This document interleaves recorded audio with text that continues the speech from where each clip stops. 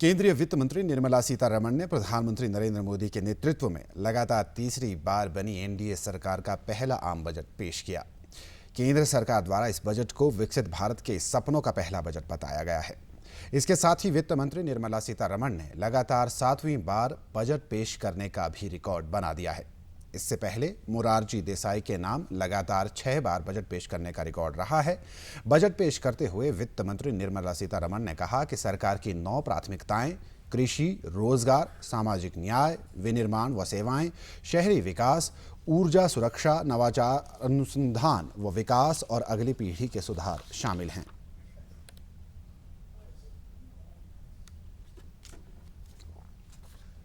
The people of India have reposed their faith in the government led by Honorable Prime Minister Shri Narendra Modi and re-elected it for a historic third term under his leadership. We are grateful for their support, faith and trust in our policies. The global economy, while performing better than expected, is still in the grip of policy uncertainties. Elevated asset prices, political uncertainties and shipping disruptions continue to pose significant downside risks for growth and upside risks to inflation.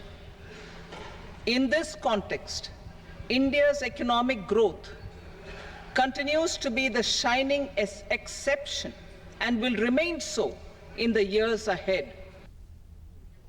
वित्त मंत्री ने कहा कि भारतीय अर्थव्यवस्था मजबूत है और सरकार रोजगार बढ़ाने पर बल दे रही है। बजट में गरीब, महिलाएं, युवा और किसान पर ध्यान केंद्रित किया गया है और सरकार सबका साथ, सबके विकास के लिए प्रतिबद्ध है। वित्त मंत्री ने कहा कि इस बार बजट में युवाओं के लिए 2 लाख करोड़ रुपए आवंटित किए गए हैं। उन्होंने कहा कि रोजगार और कौशल विकास को बढ़ावा देने के उद्देश्य से 2 लाख करोड़ रुपए के आवंटन के साथ 5 योजनाओं के पीएम पैकेज की घोषणा की जा रही है। उन्होंने कहा कि इस साल शिक्षा, रोजगार और कौशल विकास के लिए 1,48,000 करोड़ रुपए का प्रावधान किया गया है। इसके तहत बेरोजगार युवाओं को उच्च शिक्षा के लिए 10 लाख रुपए के ऋण व कौशल विकास प्रशिक्षण के लिए 7.5 लाख रुपए के ऋण का भी प्रावधान होगा। Interim budget.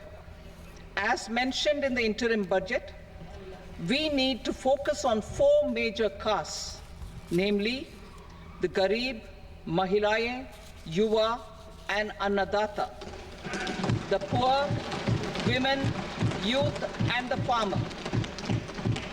For Annadata, we announced higher minimum support prices a month ago for all major crops, delivering on the promise of at least a 50% margin over costs. वहीं केंद्रीय बजट में हिमाचल प्रदेश सहित पहाड़ी राज्यों में प्राकृतिक आपदाओं से नुकसान से निपटने के लिए विशेष सहायता राशि का भी ऐलान किया गया है। इसके माध्यम से हिमाचल जैसे राज्यों को बाढ़ व प्राकृतिक आपदाओं में हुए नुकसान से उभरने में बड़ी मदद मिलेगी। Himachal Pradesh suffered extensive losses due to floods last year.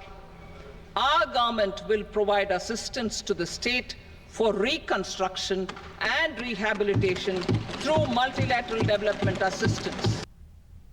वित्त मंत्री ने बजट घोषणाओं में प्रधानमंत्री सूर्य घर मुफ्त बिजली योजना की जानकारी देते हुए बताया कि इसके माध्यम से 1 करोड़ घरों को प्रतिमाह 300 यूनिट मुफ्त बिजली उपलब्ध करवाई जाएगी। बजट में महिलाओं और बालिकाओं के लिए 3 लाख करोड़ रुपए आवंटित किए गए हैं। साथ ही प्रधानमंत्री आवास योजना के तहत जरूरतमंद लोगों के लिए 3 करोड़ नए आवास बनाने की भी घोषणा की गई है। वित्त मंत्री निर्मला सीतारमण ने बजट में नई कर व्यवस्था की घोषणा भी की। इसके तहत नए स्लैब में अब केवल 3 लाख रुपए तक की आय तक कोई टैक्स नहीं वसूला जाएगा, जबकि 3 लाख रुपए से अधिक 7 लाख रुपए तक 5% से 7 और 7 से 10 लाख रुपए तक की आय पर 10% टैक्स वसूला जाएगा। वहीं वेतनभोगी कर्मचारियों को नए कर प्रावधानों में 17,500 रुपए तक की बचत होगी। वित्त मंत्री ने नए कर प्रावधानों में स्टैंडर्ड टैक्स डिडक्शन को 50,000 रुपए से बढ़ाकर 75,000 रुपए करने की भी घोषणा की है।